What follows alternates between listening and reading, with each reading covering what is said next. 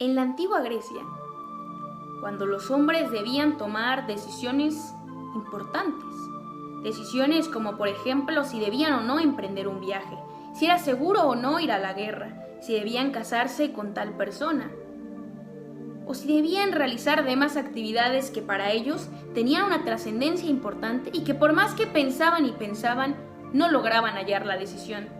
De manera que ellos creían que la única persona que podía decirles lo correcto y lo que debían hacer, o tal vez inclusive advertirles sobre el futuro, eran los dioses. De manera que tanto ciudadanos, como gobernantes, como sacerdotes, todos por igual acudían a consultar al oráculo de Delfos. Seguramente que este nombre les suena porque tal vez lo hayan visto en alguna película o lo hayan escuchado en alguna historia sobre la mitología griega. El oráculo de Delfos era un lugar que se encontraba en un monte llamado Parnaso, en la península de Grecia. Ahí existía el templo del dios Apolo. Cuentan que en este lugar tan peculiar pasaban algunas cosas un poco fuera de lo común. Cuentan que habían cráteres y géiseres en este templo y en esta montaña, y que salía humo y salían chispas de este lugar, y que la gente que estaba ahí empezaba a volverse un poco loca cada vez que esto sucedía.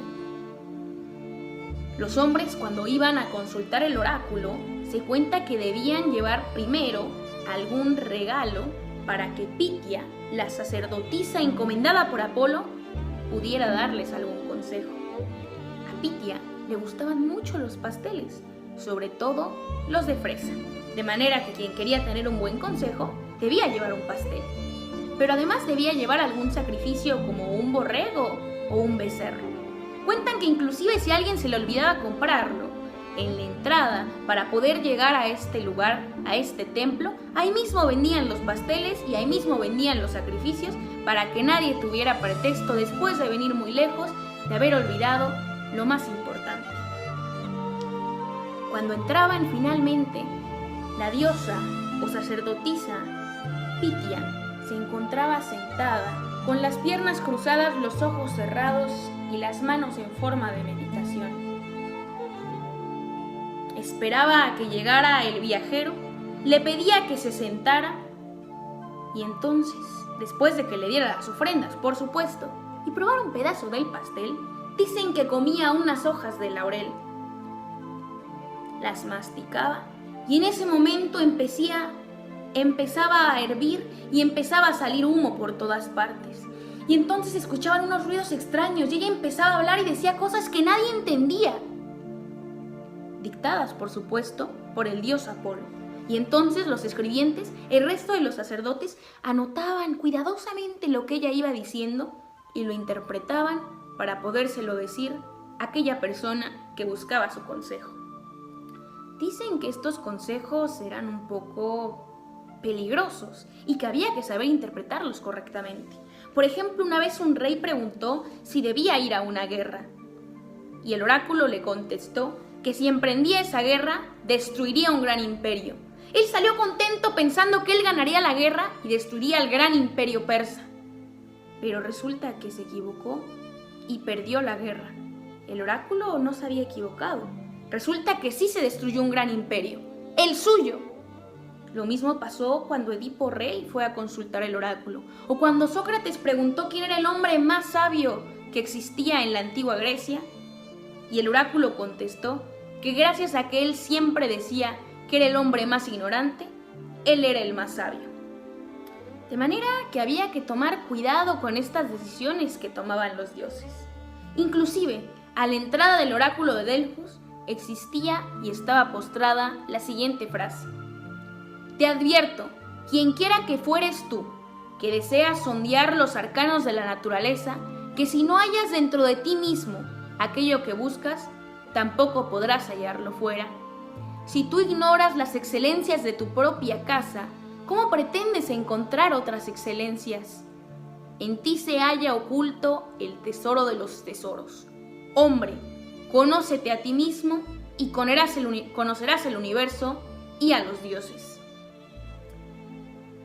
Esta frase tiene que ver y esta historia se las cuento porque el tema que nos toca hoy es el tema 4.3, la toma de decisiones. Espero que todavía no se hayan olvidado de mí. Por si no se acuerdan, mi nombre es Rubí. Ya no nos hemos podido ver, no hemos podido tomar las clases por el tema de la contingencia, pero espero que desde su casa, junto con sus padres, puedan escuchar esta pequeña clase informativa que preparé hoy para ustedes. Las decisiones son muy importantes. Las decisiones están en cada momento de nuestra vida.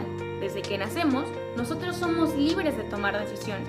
Aunque somos muy pequeños y posiblemente nuestras decisiones son si lloramos o si no lloramos, si vamos a dormir, si vamos al baño, si tenemos hambre, mientras que el resto de las decisiones las toman nuestros padres. Conforme vamos creciendo, las decisiones se van volviendo más importantes. Desde qué vamos a desayunar hasta si vamos a ir a la escuela, si vamos a jugar en el equipo de fútbol, si vamos a entrenar algún baile, si decidimos hacer la tarea o estudiar o no para un examen. Y sobre todo es importante decir que estas decisiones tienen consecuencias. Por ejemplo, si yo decido que hoy me voy a quedar viendo la tele toda la tarde y no voy a estudiar para mi examen, pues la consecuencia al otro día puede ser que repruebe el examen, mis papás se enteren, me castiguen y no me dejen salir de mi casa por todo un mes. O ya no me dejen comer dulces. Lo importante en las decisiones es saber que estas tienen consecuencias, que nos pueden afectar o beneficiar según sepamos tomar las decisiones correctas. ¿Cómo tomar la decisión correcta? Bueno, pues el primer error es que muchas veces tomamos decisiones de manera impulsiva. Por ejemplo, estoy segura de que todos recuerdan la película de Nemo. Nemo debe tomar muchísimas decisiones a lo largo de toda la película. Una de las más importantes es cuando su papá le prohíbe salir del arrecife, pero él decide que va a ir a una excursión con todos sus amigos y piensa que su papá lo está haciendo verse mal enfrente de todos sus amigos al ser demasiado sobreprotector. Entonces él, enojado, sin pensarlo dos veces, decide salir nadando rápidamente. ¿Y qué es lo que pasa? Pues que a Nemo lo atrapa un buzo y se lo lleva. Ese es un ejemplo de una decisión que se toma rápidamente. Si decides irte, si decides quedarte, si decides salir corriendo, si decides no estudiar para un examen, son decisiones en las cuales no pensamos realmente en las consecuencias que puede tener nuestro actuar y simplemente actuamos de manera impulsiva. Es por ello necesario saber que las decisiones tienen consecuencias importantes, como hemos dicho, y sobre todo que solamente depende de nosotros tomar las consecuencias.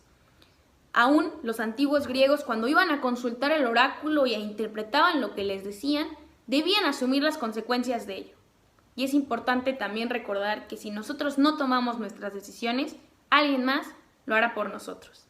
De manera que este es el tema de hoy. Espero que les haya gustado esta pequeña historia que les preparé y cuídense mucho y nos vemos pronto.